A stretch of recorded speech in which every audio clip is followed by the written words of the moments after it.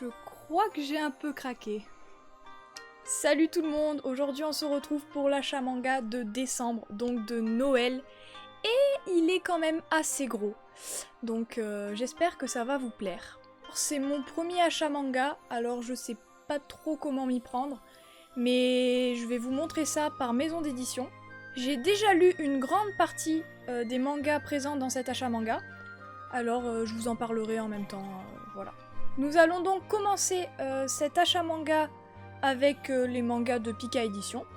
Alors d'abord nous avons le tome 8 de Mon colloque d'enfer, qui est un très bon shoujo que j'aime beaucoup. C'est un shoujo qui a de nombreux fans, notamment sur Instagram. Les gens adorent Matsunaga, notamment quand on le voit torse nu. Ça nous fait plaisir, on aime ça. Enfin bref, c'est un manga que je recommande. Alors on poursuit les achats Pika avec le tome 2 et le tome 3 de Vampire Dormitory.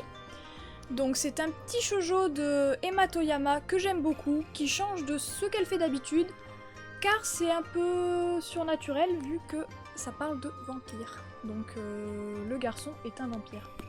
J'avais pas tellement accroché au tome 1, je sais pas trop pourquoi. J'avais eu du mal un peu à rentrer dans ce monde. Mais avec les tomes 2 et 3, franchement, j'ai beaucoup aimé. C'était une très bonne lecture. Voilà. Petit aparté, car j'ai oublié de filmer ce petit manga qui était resté posé sur ma mangatech. Donc le tome 4 de Piège charnel. C'est un petit Josei assez sympa et mature qui me plaît de plus en plus. Seulement j'ai un peu peur car il sera terminé en 10 tomes et je vois pas trop comment ça peut durer autant. Alors on verra bien ce que ça donne par la suite, mais j'espère ne pas avoir de trop mauvaises surprises. Maintenant, on poursuit avec le seul manga que j'ai acheté de Kazé, donc Takane Hana, le tome 17. Donc l'avant-dernier tome, donc on approche vraiment bientôt de la fin. Et je suis tellement triste parce que j'aime beaucoup trop ce manga. Bah bien sûr, on a Takane, un gars riche qui est amoureux d'une lycéenne. Franchement, que dire de plus? Si vous voulez un manga drôle et romantique, franchement, il vous faut Takane Hana. Je ne le dirai jamais assez, mais ce manga est juste une grosse pépite. Alors on passe maintenant à Kurokawa. D'ailleurs, c'est également le seul tome que j'ai pris de Kurokawa. Je crois. Donc le fameux, le grand Blue Flag, que j'adore. Et c'est le tome 7. Et encore une fois, l'avant-dernier tome. Une série dont je n'ai pas envie de savoir la suite, non pas parce que je n'aime pas le manga, mais justement parce que je l'adore, et que me séparer des personnages va vraiment me faire mal au cœur. Une histoire qui joue avec nos sentiments, avec des histoires d'amour dans tous les sens, avec des gens qui aiment des gens, mais qui ne se sont pas aimés en retour, enfin, c'est beau. Si vous cherchez un shonen profond, avec des histoires d'amour, des personnages hauts en couleur, bah, il faut lire Blue Flag. Et est-ce qu'on parle des dessins? On n'en parle pas assez, mais les dessins sont juste trop beaux. Voilà, c'était Blue Flag. Maintenant, on passe au manga de Kyun, tout simplement, avec le tome 8 de Les Liens du Sang. Alors ça, c'est un manga vraiment très glauque et perturbant, qui ne va certainement pas plaire à tout le monde. Mais, personnellement, comme je n'en lis pas beaucoup, bah ça fait du bien. Enfin, ça fait du bien. Je suis perturbée, mais j'aime bien. D'autant plus qu'à la fin de ce tome 8, on a un grand tournant dans l'histoire qu'on attendait depuis quelques tomes, et donc ça donne vraiment envie d'avoir le tome 9. Donc vivement qu'il sorte. Et maintenant, le tome 7 de Beastar. Oui, je suis pas encore à jour, mais je rattrape petit à petit parce que j'ai commencé il y a pas très longtemps. J'ai pas lu ce tome encore, donc je sais pas trop ce qu'il nous réserve, mais apparemment Beastar c'est de mieux en mieux, donc j'ai juste envie de découvrir la suite. Voilà. Chez Kyun, nous avons aussi les mémoires de Vanitas. Ça aussi, est-ce qu'il faut vraiment en parler? Bon, c'est le tome 8. C'est de l'auteur de Pandora Hearts, que je n'ai pas lu d'ailleurs. Donc si un jour je trouve les mangas d'occasion, pourquoi pas. Mais c'est un shonen que j'aime plutôt bien, alors que je ne lis pas forcément beaucoup de shonen. Mais c'est original, avec des humains et des vampires, encore une fois, qui vont essayer de soigner les vampires malades en quelque sorte, à l'aide d'un grimoire, donc des mémoires de Vanitas. Voilà. Je ne sais pas trop comment résumer ce manga. Et maintenant, on passe à Soleil Manga avec les tomes 2 et 3 de Le baiser du renard, que je n'ai clairement pas aimé. Voilà. Pourtant, j'adore Saki Aikawa d'habitude, avec He is a Beast, Between You and Me, je sais plus, je crois que j'ai lu que ces deux-là. Mais j'avais adoré, c'était vraiment 2 mangas coup de cœur. Mais celui-là, bah, il était nul, complètement. Il est en 3 tomes, donc l'histoire passe vraiment trop vite. C'est beaucoup trop enfantin. Ça parle d'esprit renard et d'une jeune fille, donc ça peut nous faire penser grandement à Divine Nanami, mais c'est clairement le Divine Nanami de Wish. Je vous le conseille pas. Voilà. Toujours chez Soleil, nous avons The Stitcher is Mine, le tome 9, et ça pour le coup c'est une série que j'adore. Vous le remarquerez sûrement, parce que j'ai tous les mangas de ce genre, enfin dès qu'il y en a un qui sort, je le prends. J'adore les mangas avec des différences d'âge. Donc notamment des professeurs avec des lycéennes ou des policiers avec des lycéennes. Bon après c'est tout le temps des lycéennes dans les shoujo donc voilà. Ou alors des riches avec des lycéennes comme Takane Hana juste avant.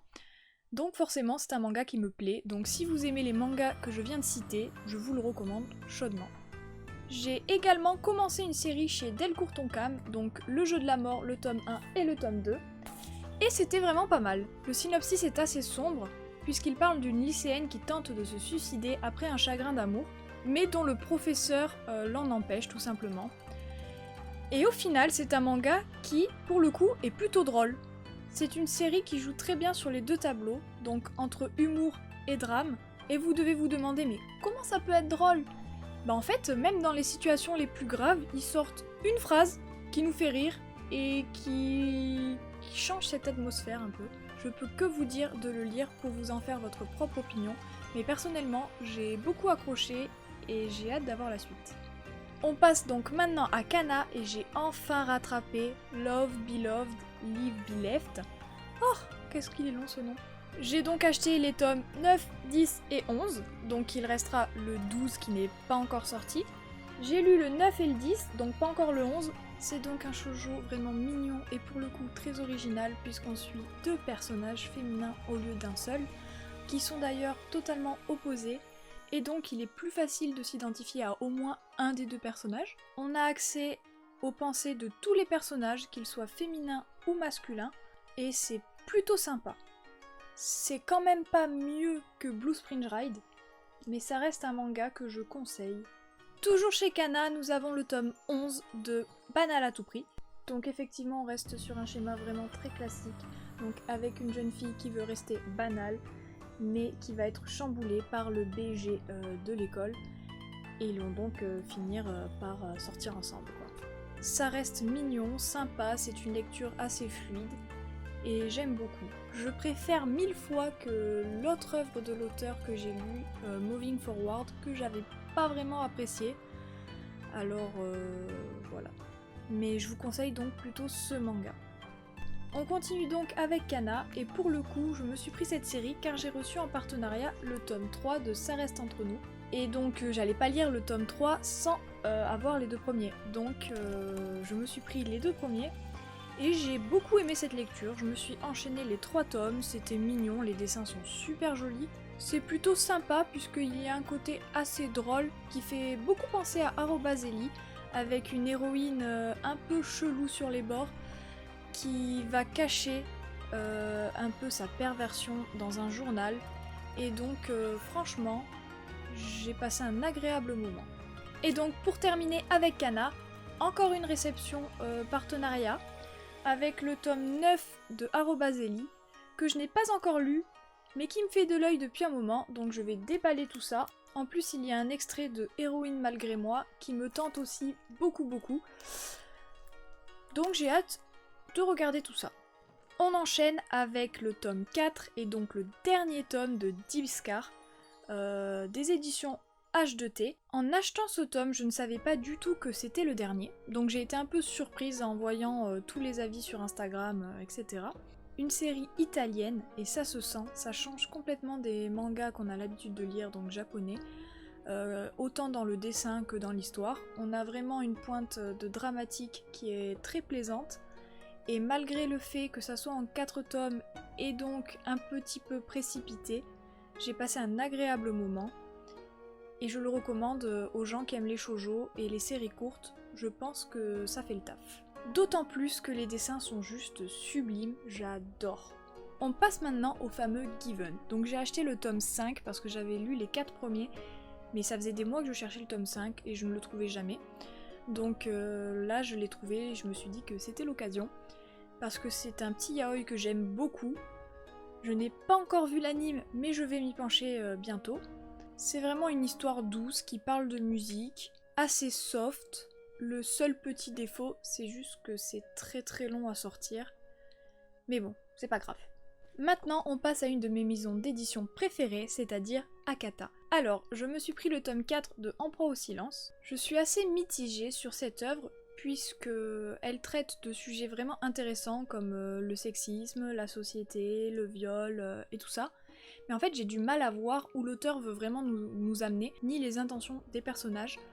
Donc j'ai un peu de mal, donc je sais pas si c'est parce que je suis un peu bébête ou parce que j'arrive pas à me plonger dans l'histoire. Mais ce tome 4 m'a quand même réconcilié avec l'histoire et j'ai quand même beaucoup envie de savoir la suite pour avoir un avis arrêté sur ce manga et ainsi dire si j'aime ou si j'aime pas. Voilà. Je me suis également pris les 2 one-shot yaoi sortis chez Akata, donc les 2 premiers. Donc Every Day is a Good Day et J'en croque pour toi. Ce sont donc 2 one-shots vraiment sympas. Pour J'en croque pour toi, c'est une histoire assez sympa qui change d'habitude puisque l'un des 2 protagonistes est un peu rondouillard. C'est plutôt mignon, agréable à lire. Après, c'est clairement pas le yaoi du siècle, mais j'ai passé un agréable moment, c'était mignon. Je recommande. Par contre, pour Every Day is a Good Day, c'est un coup de cœur, j'ai vraiment adoré. J'ai trouvé ça mignon et j'aime beaucoup quand il y a des enfants dans les mangas. Je sais pas trop pourquoi, je trouve que ça apporte de la douceur à l'œuvre. Et ça soulève aussi pas mal de questions, notamment la question du deuil, de la famille et tout ça. Et franchement, je le recommande. D'ailleurs, ça m'a un peu fait penser à Un oisillon sur le rivage, qui est mon yaoi préféré. C'est un peu dans le même style, puisqu'on a aussi un petit garçon au centre de l'histoire.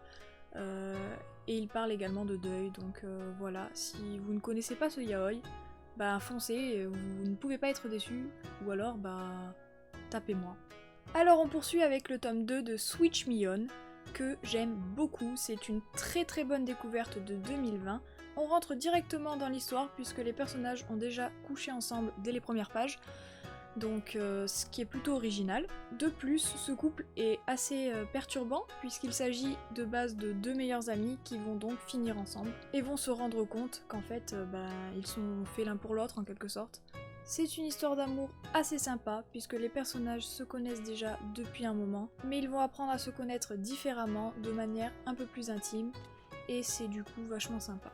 On enchaîne donc avec le tome 4 de Tant que nous serons ensemble. Une histoire d'amour assez taboue puisqu'il s'agit d'un frère et une sœur, donc oui c'est un peu bizarre, mais je vous avoue qu'en 4 tomes ça n'a pas avancé des masses.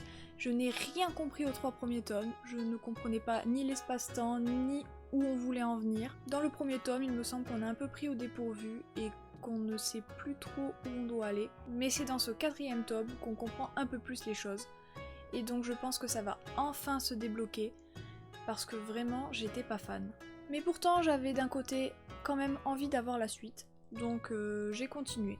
Enfin bref, j'espère que les prochains tomes ne seront pas aussi mous, et qu'on va enfin avoir plus d'explications, ou du moins une véritable avancée dans ce couple, si je puis dire. Et donc pour terminer avec les Akata, et d'ailleurs pour terminer avec cet achat manga tout court, je vous propose le tome 11 de Perfect World. J'ai lu ce tome et mon dieu, mais qu'est-ce qu'il est bien! Il est émouvant, il est beau, et en plus c'est l'avant-dernier je crois. Donc l'histoire a déjà pas mal avancé, les personnages sont beaux, sont forts, ils ont enfin réussi à former leur petite famille parfaite, et donc j'espère vraiment que le tome 12 sera aussi beau que le tome 10 et le tome 11 qui étaient pour moi des pépites. Franchement c'est une série qu'il faut lire, qui parle de handicap, il ne faut pas s'arrêter au premier tome, car c'est vraiment de mieux en mieux au fur et à mesure des tomes. L'histoire évolue naturellement, avec toutes les étapes du couple. C'est un manga vraiment sans faute, pour moi c'est un 10 sur 10, et j'espère qu'il vous plaira autant qu'à moi. Bon bah voilà, c'en est fini de cet achat manga de décembre. Je précise évidemment que tous ceux que j'ai présentés ici sont des achats neufs et pas d'occasion, sinon je l'aurais précisé. Après j'avoue que c'était plutôt un gros achat manga puisqu'on était en décembre, que c'était Noël et que j'avais rien acheté en novembre parce que j'avais fait le novembre no manga, donc un challenge que j'avais lancé pour vider ma pile à lire. Et donc le but était de ne rien acheter en novembre et de lire un maximum. Donc j'avais beaucoup de retard sur mes séries et j'ai un peu rattrapé tout ça. Surtout n'hésitez pas à lâcher le petit like, mais surtout le petit abonnement qui fait plaisir. N'hésitez pas aussi à me dire en commentaire si vous avez des mangas en commun avec moi, ça me ferait vraiment plaisir de vous répondre.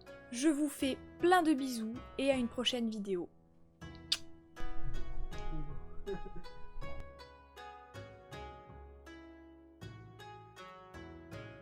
Hop, le dab des enfers!